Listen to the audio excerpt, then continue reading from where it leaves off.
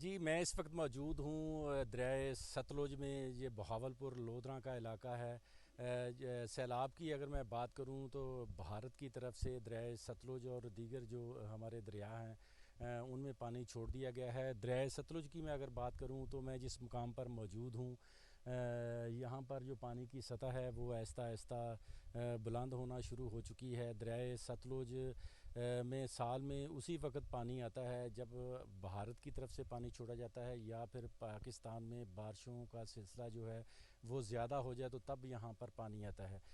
دریائے ستلج میں پانی آنے کی وجہ سے جو زمینی پانی ہے اس کی سطح بھی بلند ہوتی ہے۔ اس کے ساتھ ساتھ جتنے بھی دریائے ستلج کی آس پاس آبادی ہے، کاشتکار زمیندار ہیں، ان کے چہرے بھی خوشی سے کھلکھلا اٹھتے ہیں کہ یہ خشک جو دریا ہے یہاں پر پانی آ چکا ہے۔